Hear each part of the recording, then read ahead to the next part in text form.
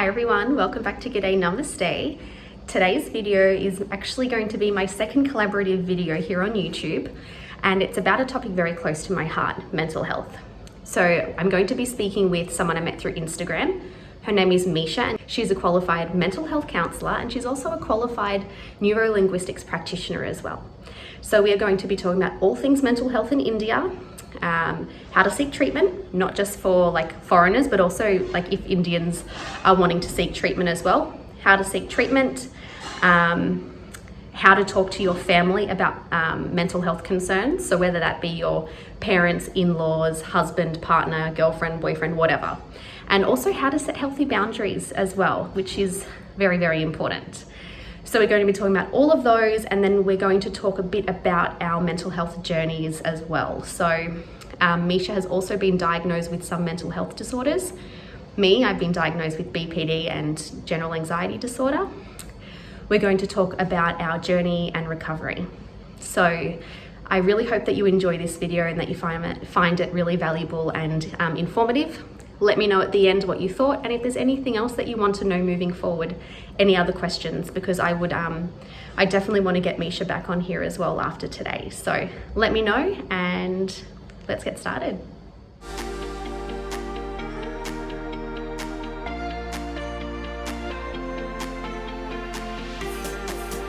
So thank you so much for joining me today, Misha. So basically we're just going to talk about all things mental health, possibly like around India. My kind of target audience is around like foreigners living in India. So that's kind of what I want to focus on. But, you know, if you have any other advice or suggestions you want to talk about, I'm open to hearing about them. And obviously BPD as well. That's something that we are both familiar with. So it is something that I'm really sort of excited to chat about, especially about the treatment and I guess our recoveries in India. Oh, yes. First of all, I thank you for giving me this opportunity and, having a talk about mental health and BPD. And, thank you so much. I am really honored because it's very rare that somebody really wants to come and talk about it and, want to get aware about it. That you will see it very rarely in India because, people in India, it's stigmatized. Like mental health is totally stigmatized. So if you talk about mental health, they'll call you, mentally retarded. That's what they label. They say that there's something, pagal hai kya is the first thing that they'll say. Yeah. And तो पागल है? तो पागल है क्या? पागलों के doctor के पास जा रहा है? Yeah. पागलों के डॉक्टर के पास जा रही है? पागल तो नहीं हो गई है? So that's one thing that is a stigma here in India. So definitely my aim here as a mental health counselor, I make sure that I try to normalize it as much as possible. So mental health is not just for any mental disorders, but it can also be taken by anyone who's going through certain kinds of anxiety or panic attacks, or people having bouts of depression or something like that. And it's absolutely normal to feel that way. My first aim is to normalize it. Like, you're not abnormal. Even if you're going something, it is okay to talk about it, just like the way we talk about physical health. I mean, people won't shy talking about back pain or neck pain or knee pains or any other kind of physical ailments. They won't even shy about talking about diabetes. Then why are you shying, about your mental health? There is absolutely nothing to be ashamed of. Like, as an individual, I own that proudly. Like, I have been through a lot of issues. I had BPD. I thought I had BPD. I'm still not sure about it because my reports, earlier the reports did show I had borderline personality disorder. But then with the help of therapies that I did for constant 3 to 4 years, and a constant 3 to 4 years of self-work, and a lot of awareness helped me manage my BPD. And I've come to a point where my therapist thinks that it wasn't BPD at all. So I'm not sure if I had it or not, but yes, I had major depressive disorder, and I had anxiety issues too. I had mood swings, mood disorder as well, that was diagnosed. And it was quite a journey of a lot of self-awareness with a lot of help of my therapist too. Of course, I totally want to give her the credits, but she tells me that she has acted like a catalyst, and now it's my job to help people out there. So here I am trying my best. That's so great. Thank you so much for sharing that. And yes, I think one of the most important things is just normalizing that, mental health doesn't have to be like about, big disorders that have been diagnosed. It can be symptoms of anxiety, symptoms of depression, or just like symptoms of like feeling uncomfortable, which is something that, I felt a lot when I moved to India, and looking after my mental health was not something that I really considered when I decided to move here and I was living here. I was planned in everything else. I was really like, I'm a very prepared kind of person. I was prepared for kind of all of the obvious things, but I wasn't prepared about the kind of effect it would have on my mental health. And I think that's a very common, problem with foreigners coming here or people moving to India and not really knowing what to expect. And then when these symptoms start to come up, they don't really know where to go or what to do. So that's sort of why I wanted to do this call as well, is to kind of show people that it is, again, normal to have these kinds of symptoms or feelings, and how to seek treatment as well. For me personally, it took for me to have a really, really big BPD episode, basically. So I didn't know it then, but I just had like a huge meltdown, and it got to the point where like my husband called my mum in Australia and was kind of like saying she's like going crazy, she's hurting herself, she's hurting me. And yeah, that kind of was then the turning point where my mum was like, you need to take her to go and get help. So yeah, that was almost 2 years ago now. So yeah, that's when I decided. You've come a long way. Yeah, definitely. And awesome. Yeah, so that was, the turning point for me. And I've been really lucky in that Sunil is really, really supportive. He has done his own research on BPD and mental health. Sometimes it's hard for him as well. He can't be perfect. No one can be perfect 24/7. Absolutely. Nobody can be perfect. Yeah. In fact, a partner supporting a mental health is a privilege sort of a thing in India. Yeah, definitely. In India especially. Because the awareness is zero, like I said earlier. So having a supportive partner and understanding your mental health and not counting them as bare minimum needs is something very I feel it is very crucial, and every partner should have that thing, that taking care of their mental health first is something that needs to be a priority. Yeah, I'm glad your husband is so supportive. Yeah, it was good because he came. Not so much now because, my psychiatrist appointments are very quick, kind of like in and out, how you're going, any self-harm, reduce your medication kind of thing. But in the beginning, he came to all of my appointments with me. She would talk to him separately, like me separately, him separately, and then us together. And she would kind of just explain, this is what's happening with her, this is the treatment plan. And then, he was doing his own research about BPD and, reading up all of those things, how he support me. And yes, I think that's definitely the rarity. So which is one of the reasons why I'm really glad that he did agree to answer a lot of commonly asked questions about partners. And I'm really happy, and I appreciate his efforts, because being in India and it is kind of difficult for the generation that we are in. It is our generation, I'm talking about, not the Gen Z, the millennials. So that was also mental health was a stigma. It still is, but it is getting better day by day eventually. Yeah. So, understanding mental health and then accepting your partner the way they are and helping them become a better version of themselves is so beautiful, and it is also crucial. So I'm so happy that you have such an amazing husband, that he took care of you, and Thank you. You're welcome. All right. So we can probably just start with a bit of the introduction. So yes, I've already said you're a mental health counsellor. So tell me a bit more about some of the other qualifications. You're a neuro-linguistics programming too, aren't you?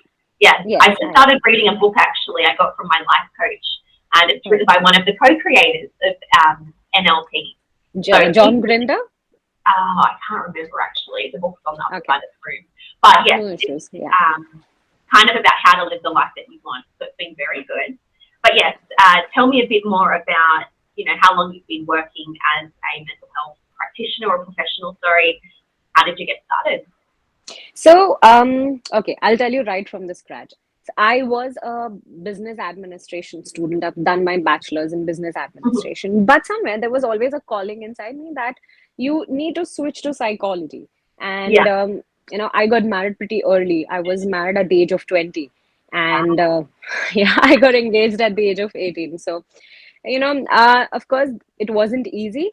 Mm. Definitely there were a lot of ups and downs because I was a kid myself. I didn't Yeah. understand what it is to have a partner, what it is to have a husband, what it is to have in-laws around, and it Mhm. was a major responsibility.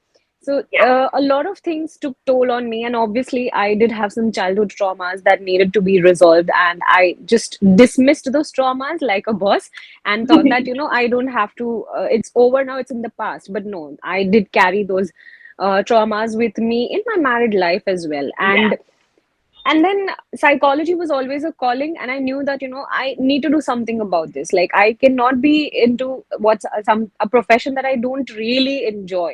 Yeah. So, and then I had to take a break because I had my kid at 23. So when I delivered my baby, I realized I have postpartum depression, and that too suffering for straight 2 years. And it was a quite a difficult phase for me where I could not love myself. Was a Mm. secondary thing, but primary thing for a mother is to love its own child.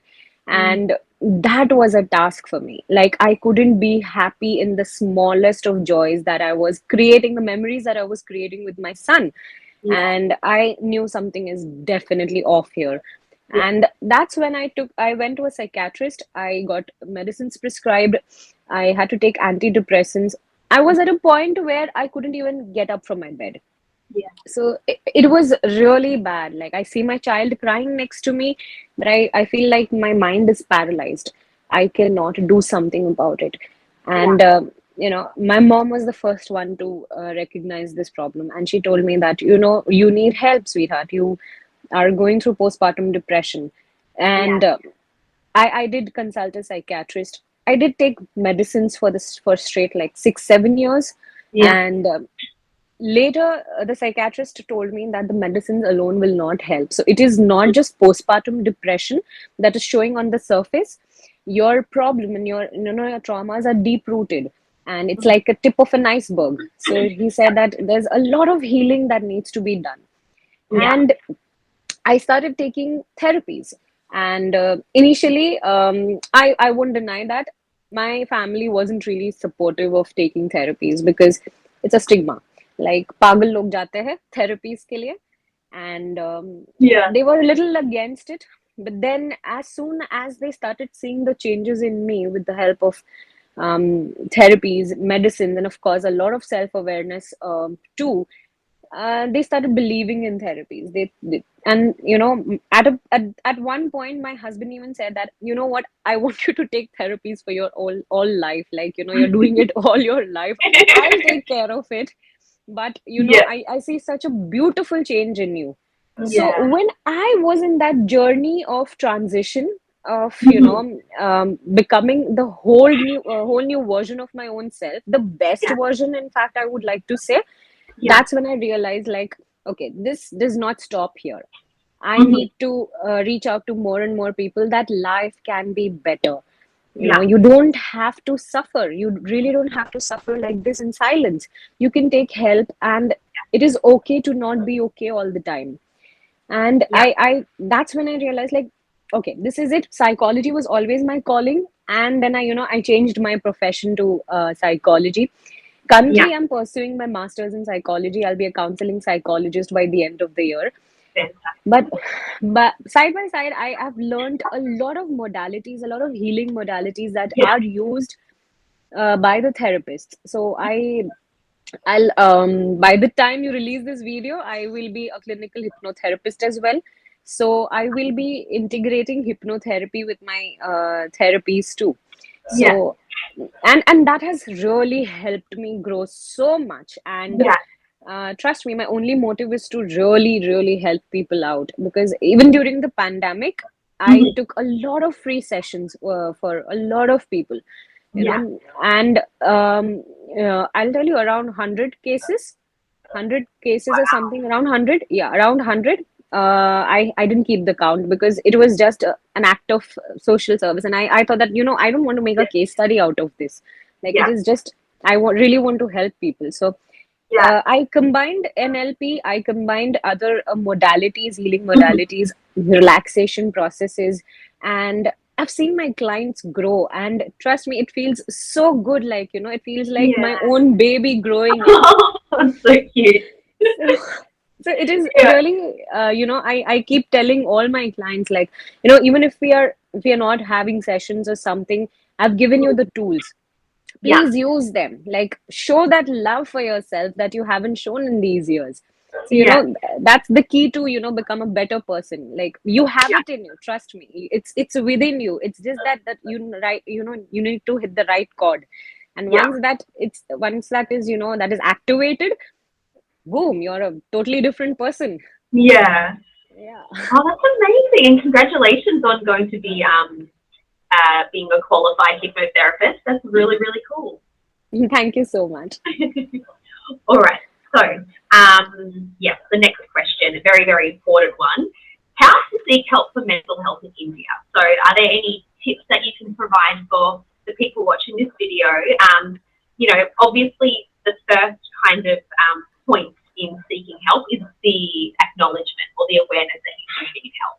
So, once you have sort of accepted that fact within yourself, what are the next steps? Where can people go, or any kind of tips and suggestions on how to find a therapist or find mental health help? Okay.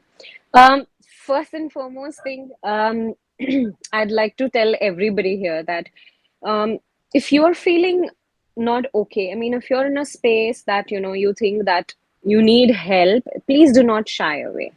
And especially men in general, like men, I see a lot of men not taking that mental health support that they need, because here in India it is taught that mard ko dard nahi hota, so they suppress it to an extent where it starts showing physiologically. Like, talking from my own personal experience, like, my husband had his issues too, and it came to a point where he had high diabetes, high cholesterol, and it started showing physiologically. Yeah, So I always tell him that it is okay to take help. It will not make you any less of a man if you ask for help. That yeah, comes the male factor, I mean, the male sector of India. yeah, Women are told that this is your destiny. Like, even after getting married, the daughters are told that this is your life. We are not, like, responsible henceforth. Whatever happens to you, it's yeah, up to you.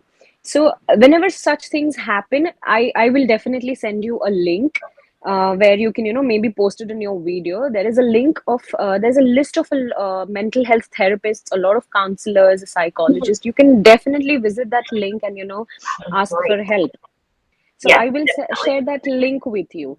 And another advice that I would like to give anybody is, whenever a friend is talking about their problems, please listen.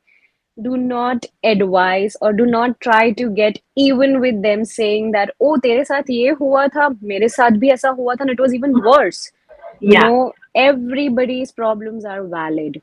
Everybody has gone through their problems, and trust me, everyone has tried their level best from the knowledge that they had of survival. yeah, So whenever whenever a friend is ranting, please listen to them. mm-hmm.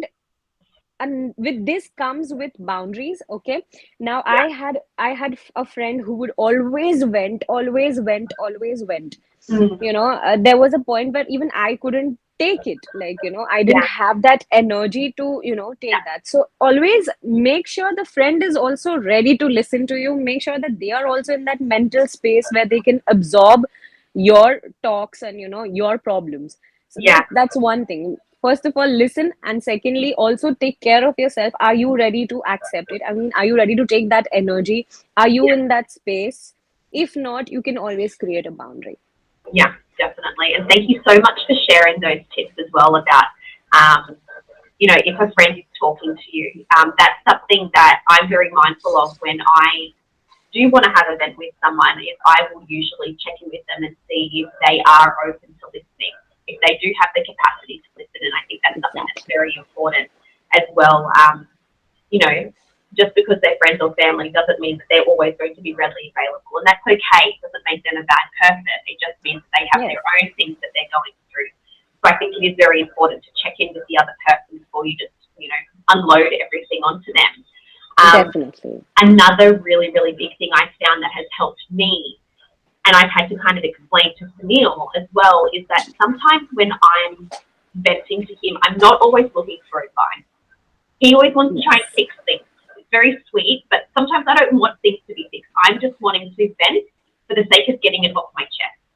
So now, to avoid me being disappointed later by his reactions, I just tell him straight up, like, I'm not looking for advice. I just want to vent. And so, you know, that's something I now try and say with my friends. If my friends are kind of talking about something that's upsetting them, I'll say, what are you looking for in this? Are you looking for advice, or are you just looking to vent? And then that way we kind of set the expectation. Because, you know, I don't want to be giving unsolicited advice to family or friends if that's not what they want, if that's going to make them feel worse. So I think that's something that's very important when you are talking to other people, is kind of laying out those expectations from the beginning. So I think all of us, when we have problems, like, I think we have the solution, but it's just that, you know, we want somebody to listen to us, like, you know, maybe empathize with us. Like, just listen to me. Like, I really know what I have to do, but right now I need that moral support. I need that emotional support, maybe by, you know, just being that safe space where I can be myself, I can pour my heart out, and without any judgments passed, most importantly. So that it's very important to have that, like, you know, that space where there are no unsolicited advices. Definitely. Well, one of the questions I get asked a lot is foreigners or people not from India want to find a therapist or find a counsellor who has knowledge or understanding about Western culture, because sometimes it's hard having a therapist that is deep rooted in Indian culture that doesn't understand the problems of a foreigner or a Westerner. Of course, yes. I have seen a lot of therapists who are really open to all kinds of clients. There is no, you know, discrimination here. I've seen a lot of therapists, and in fact, even I am one of them, where I do not discriminate. I understand. I even study the Western culture. I go into the depth of it, and I try to understand the upbringing of the client, the environment that they were in. Be it Western culture, be it Indian culture, the person is a human after all. So, you know, we were all born with those innate emotions. So what I try to do as a therapist, I try to tap into those innate emotions, the values that they were holding on to since childhood. You know, not everybody has a similar kind of childhood, but learning their culture, learning their background, and then, you know, integrating different kind of therapies, and that has been really helpful for my clients. Let me tell you, I had international clients as well. So so I am aware of the Western culture and the problems that arise with some certain cultural beliefs that they are brought up with, and we break those beliefs and we form new belief system, and then life becomes easier from then. Onto boundary setting. That is something that is still a bit of a foreign concept here, how to set boundaries with whether it's your husband, your parents, or even your children. So again, for me personally, this has been something that I've been trying to do since I moved here, is setting boundaries setting boundaries just to make things a little bit easier. But setting boundaries is always going to be uncomfortable, whether it's coming from the person setting the boundaries or the person receiving the boundaries. So how can someone start to set boundaries? You know, the base of setting a boundary is the first step is how much do you love and respect yourself? Are you loving yourself enough? Are you respecting yourself enough? That's the time you start setting boundaries. You don't want somebody to step into that zone of yours and, you know, just give a tight slap. So, you know, we don't want that. Another thing is, always, whenever you're trying to set a boundary, especially for someone who hasn't been setting boundaries, like, since a very long time, it's going to be difficult for people. Like, okay, she's not the same person anymore, and like, you're acting pricey, you're acting, and I don't know what's wrong with you, what's up with you. That is the time you don't have to hold on to any kind of guilt. Okay, if you're setting a boundary, make sure that you are assertively communicating with the person. What happens is sometimes that people end up misunderstanding us or and our boundaries too. They think that, she's, I don't know what's up with her, something's really off with her, and something's really wrong with her. And sometimes we also, out of frustration, we end up being rude sometimes in communicating. Yeah. So most important is we need to learn to assertively communicate, like, hey, this is my boundary. Or like, in that case, I'll give you an example. Like, suppose if if I'm going to a party or something, and if I do not want to drink, I'm not an alcohol person. So but I love music, and I like going to the lounges, and I enjoy that vibe. So a friend of mine, of suppose, just a friend, a random friend, like, comes and offers me drink, and she tells me that, hey, it's party, like, it's a party, like, why aren't you not drinking, like, get into the vibe. I tell her very assertively, I totally get it, that you want me to enjoy with you, but trust me, I can enjoy without it too. I mean, I wouldn't be I wouldn't be a boring company. Like, I know how to enjoy my life without having alcohol. And that's how I set a boundary. And being assertive, like, not being too rude. Sometimes what happens is people get offended, Yeah. like, whenever we try to reject their offerings or whatever it is. So I try to tell them, like, I am not this person, and I would still like to enjoy, and I can still enjoy my life regardless. So maybe we can start very assertively, and then, there comes a point in life, like, they know they know my boundaries. Now they won't even tell me to, like, you need to drink, or you need to do this, or you need to do that. They're just so accepting of me, like, okay, she is like this and she's amazing. Why? Because even I've accepted myself, like, yeah, this is how I am, and I think I don't need to change any bit of it. So yeah, so setting boundaries assertively is something that I would highly suggest. Yeah. And look, to be honest, like, I'm not a confronting, I don't like confrontation. I'm not a very confronting person. And for me, starting to set out boundaries, like you said, it can come across quite rudely, because generally it's something I hold in myself for so long that when I've kind of then had enough and I try to implement boundaries, I do it rudely. I kind of come out shouting and being like, I don't want to do that, or I don't want to do it like this, but because I've held it in for so long, that I just unleash. So it is something, I think, that begins with, I guess, kind of communicating, like, when this happens, I feel this way, and I don't like feeling this way. So to stop or avoid feeling like this is going to be my boundary. It's not always going to be easy setting boundaries, because, like we said, the other person can kind of take offense to it, because, like myself, I've never been one to really set boundaries. So when you start to do it, people can be a bit confronted by it. Definitely. But I think you have to be very kind of strong within yourself and keep those boundaries, and stay true to yourself and stay true to those boundaries in a way. Absolutely, absolutely. And stop holding on to that guilt, because that people pleaser within us also comes out back. Exactly. Like, it just says that, oh my God, that person is feeling bad. But we fail to recognize, what if I say yes and then I feel bad? No, exactly. And then the resentment starts. You feel resentment to the other person. A lot of it. Yeah, so definitely the people pleaser does come out, and you think, okay, don't worry about anything I just said. Yes. But look, at the end of the day, if the other person loves and cares for you, eventually they will come around and respect those. Yeah, it takes time though. You need to be patient, because people are not used to you having boundaries around you, like, So it's going to take a lot of time and patience. So, very, very. In that period of time, while adjusting the new you with the new surroundings, I mean, the old surroundings being the new you, is going to take a lot of time. So in that point of time, you also have to make sure that you're being kind and compassionate to your own self first. Yeah, definitely. Yeah, because you're not going to get it in your surrounding.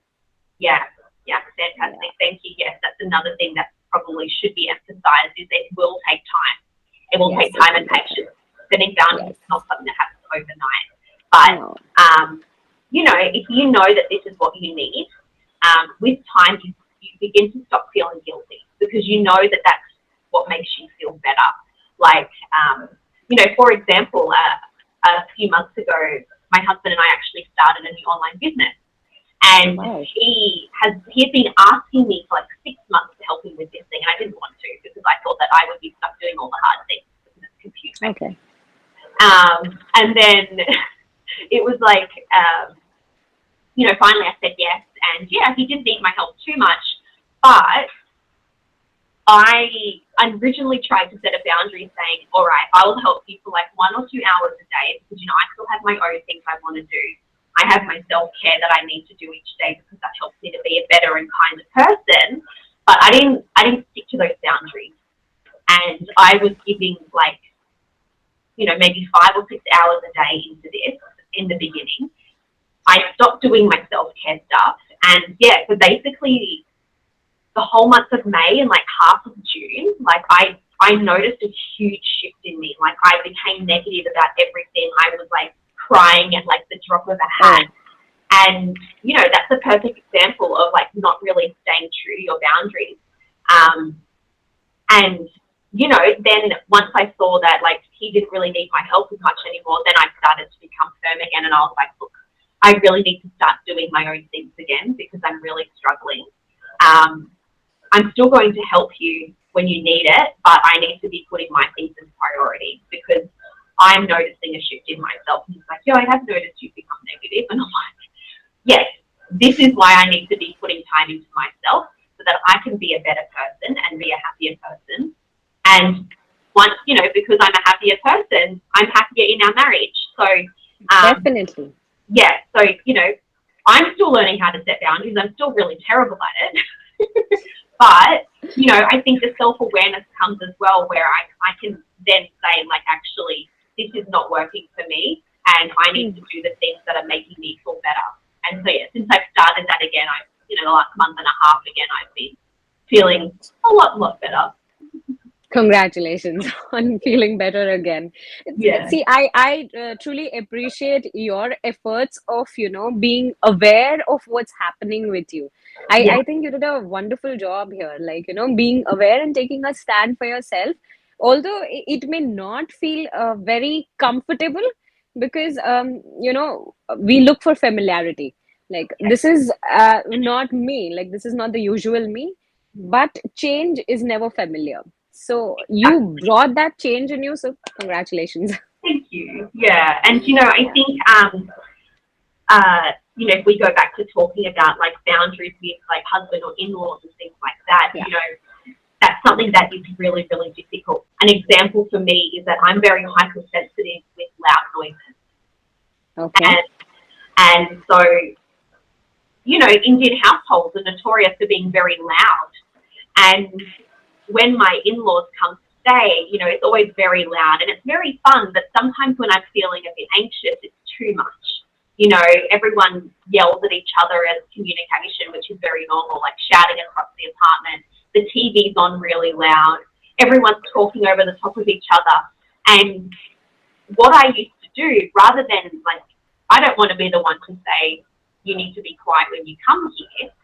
I would rather just remove myself from that situation, calm down a little bit, and then go back out and, you know, socialize again. And I was doing that, but I hadn't really told my husband that's what I was doing. So he thought I was just like walking away. And that is kind of like a good example of not communicating very well. Like I should have said to him, this is what I'm doing or why I'm doing it. So then once we kind of talked about that miscommunication and I had said, actually, it gets really, really loud here and he got a bit defensive and he's like, so what, you want me to tell them to be quiet? I said, I'm not asking that. That's why I'm taking myself out of the situation because, you know, this is who they are as people. This is the way that they know how to communicate. It's very different to what I'm used to. I'm used to being in a very quiet household. So I don't want them to, like, you know, change those things. So I'm just, you know, removing myself and calming down and coming back out. So he knows now when I go into the room without saying much that that's what I'm doing. And even like last week, I actually just went to have a shower, and he came in and he's like, "Are you okay? Do you need some more quiet time?" I was like, "Oh, I'm fine. I'm just having a shower." But, you know, I think, yeah, just having the communication, the open communication is really important as well. Yes, yes, it's definitely important. Indian families, they majority have joint families, so Yes. it's a lot of fun and chaos and all of it in, like, it's a package. It's a whole entertainment package. Like, if you have a Yeah. family here in India, if it's a joint family, oh, you don't need any drama in your life. Like, you'll get enough from your family itself. So, times like these, what you did was amazing. Like, stepping out of the situation, calming yourself down, and then coming back. It's an amazing thing. Like, I would also highly suggest everybody to do this. Like, whenever you are feeling, overwhelmed by somebody's presence, what you can do is physically take yourself out of the situation, just what you did. So it Yeah. definitely helps you to, understand them too, and understand Yeah. your own emotions. And you can even tell yourself that they come from a very different background, and I come from a very different background, and Yeah. both are valid and both are acceptable. Yeah. So Yeah. what Exactly. you did was amazing. Like, I continue doing that, like, Thank seriously. you. I mean, look, it's been 3 years and I've just figured out to do this, whereas before it Yeah. was really hard. With, I guess, in intercultural relationships or marriages, there does tend to be a battle of the cultures. So Oh, whether yes. it's like trying to find that middle ground, because obviously, especially in my situation, living in India, the Indian culture tends to be a bit overwhelming, but I don't want to lose my culture either. And so trying to find that middle ground where, you know, I'm still understanding, accepting of them, and they're understanding and accepting of me. And Yes. yeah, I think just communicating is the biggest way to try and Oh, get around yes. Oh, those. yes. Because Yeah. sometimes what we feel that, oh, he doesn't understand me, or she doesn't understand me. My in-laws don't understand me. They won't understand you unless you don't open up about it. Exactly, yeah. Yeah. Which kind of leads on to the next question. How to talk to Indian families about mental health? Okay. That's going to be a task for me to frame an answer for this, because mental health as a whole is not, still a widely accepted concept Yeah, in India. It is kind of a little difficult for children to come and open up to their parents and tell yeah, them that they really have problems. But you make sure that you are, like, you are aware of what you are planning to do. Like, if you are seeking help, do all the research and do your homework, and whatever is needed, collect all the data, like whichever therapist you're trying to take help from, or whoever it is. And maybe have heart to heart conversation with your parents, just like, try to explain them that what are the difficulties that you are facing, and how therapies is going to help you.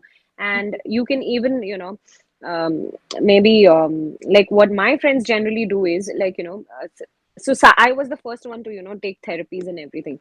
So what they used to do is, they used to give my example to them. It's like, I'm not trying to boast about myself, about my growth, yeah, but what you can do is, you can take such examples to in front of yeah, parents, like, how life was difficult for her, and how taking therapies have helped her evolve as a person, and mhm, and has become the best version of her own self. Like, you can give yeah, such examples too, yeah, and you can have a heart to heart conversation regarding this. I have a lot of clients, I'm not going to name them, definitely. They hide from their parents. They do not let their yeah, parents know about that, they're taking therapies. And it I kind of feel sad that, that support is not there. But you can definitely try to communicate, like I said earlier, yeah, assertively, and telling them that you need help, and it is okay to seek help. And yeah, people who go to therapies, or people who seek mental health services, are not mental retards. They are still mm, acceptable. They are still beautiful humans. yeah, So, yeah. So I think a heart-to-heart conversation, maybe, just yeah, sitting with them and discussing about day-to-day problems, the difficulties that they're facing. yeah, If these things are discussed, yes, there will be a lot of unsolicited advices from the parents. wake up early, मंदिर जाओ, ये करो, सब ठीक हो जाएगा.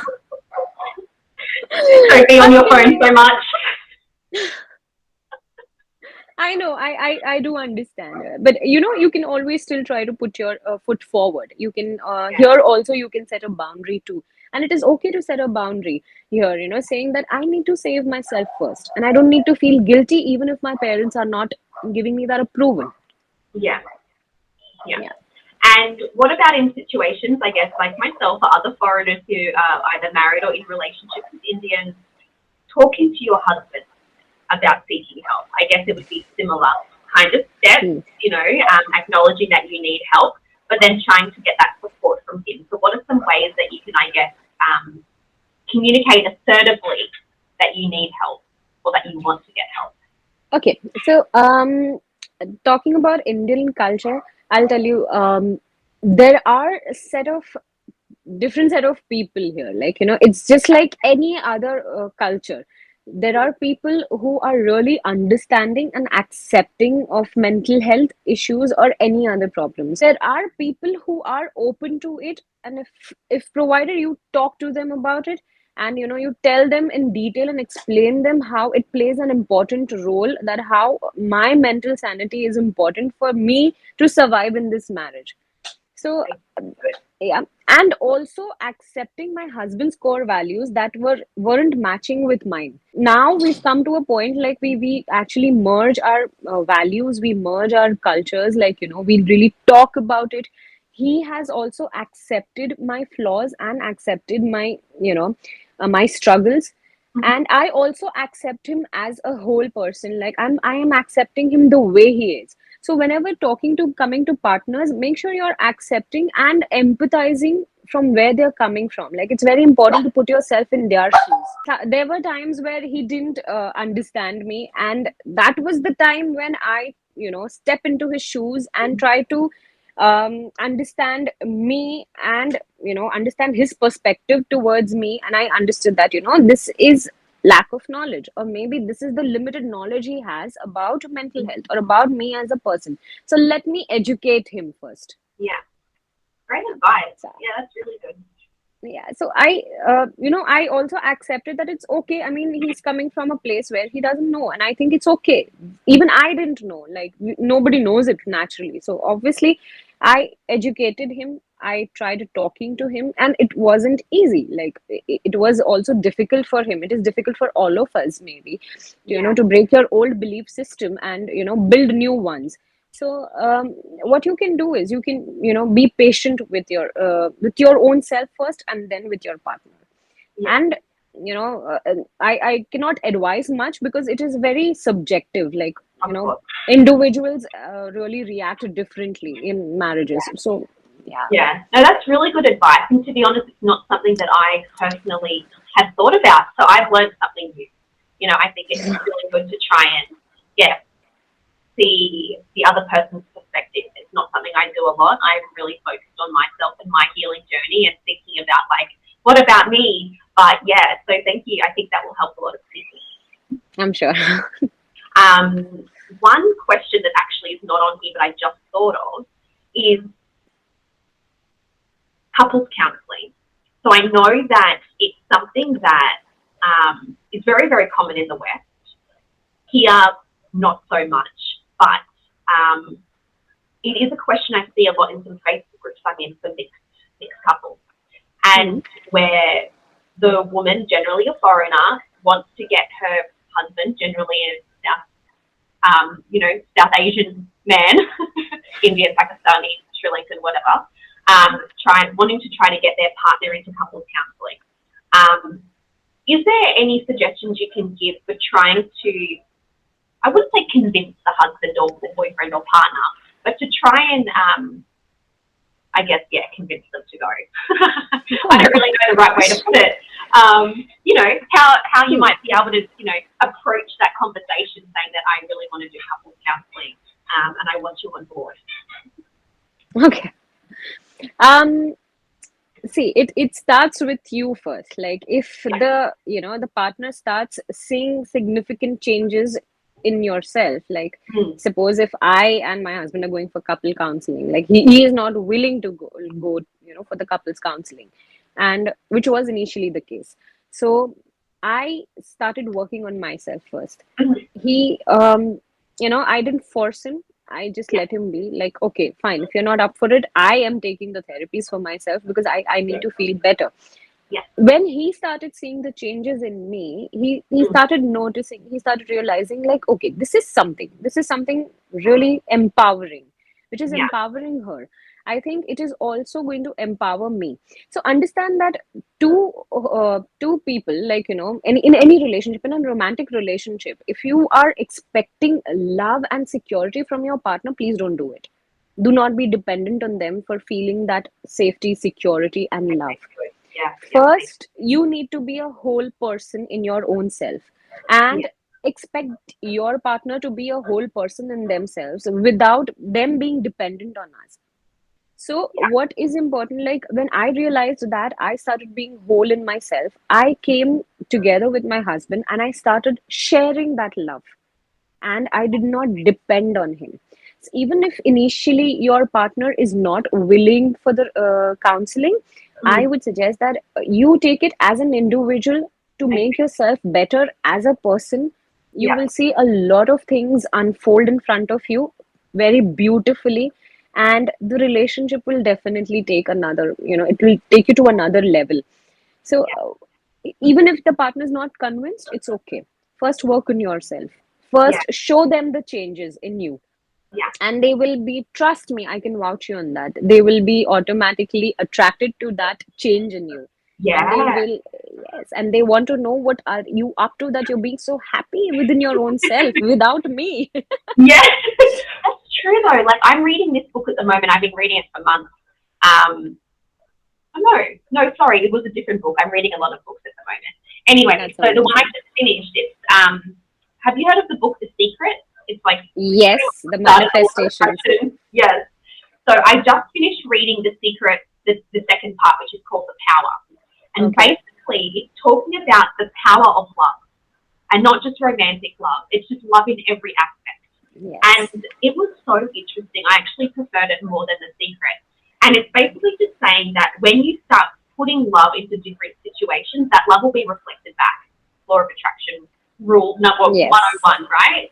So Yes. when you're putting love into a situation, that will be reflected back to you.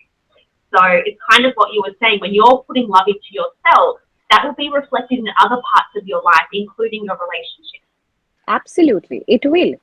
Yeah. If you don't love yourself enough, do not expect your partner to love you. Yeah. Yeah. Like, They oh, cannot, yeah, they cannot fill that vacuum in you. You are yeah. responsible for filling that vacuum inside you. And then come with your partner, share that love, and Yeah. then it's a beautiful thing later.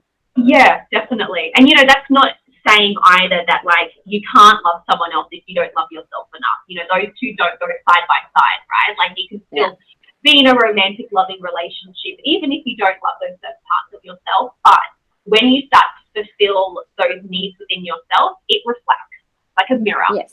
Yes, it Yeah. will reflect, definitely. And the partners will be intrigued to know, how is she so happy without me?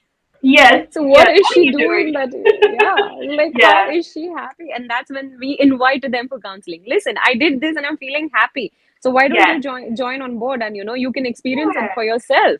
So Yeah. yeah, it all starts within you. Trust me, it's very easy. Like, Yeah. obviously there comes a lot of challenges, but Mm. you will get there eventually. Yeah, definitely. And couples counselling is not something that you need to do just if you're having problems, for example. Like it's a good way to try and have a middle person in there to help with communication issues. There might be miscommunication, and that third person will help you kind of navigate those communication issues. Yes, Help exactly. provide you with tools to improve your relationship. It's not something that you do at the very, very last end of like when you're really struggling. That's, I guess, a misconception that people think about couples counselling. It's like the last straw before divorce. Yeah, That's not, it's not the last thing. I mean, I feel that, I believe. I mean, I had a couple client who used to come to me. What I did was I just individually, so there was never a session that was together. Okay, Mhm. they were only like, they must have taken a lot of sessions, but they have taken individual sessions. So what I Okay. did was I groomed them individually. Yeah. Okay, and then later one or two sessions which we had together as a couple, and it was fantastic. They were on the verge of divorce, Yeah. and they came to me, like, to try to understand, like, how do we go about this, like, even if we're Yeah. taking divorce, how do we, like, live our lives individually, because we are so dependent on each other.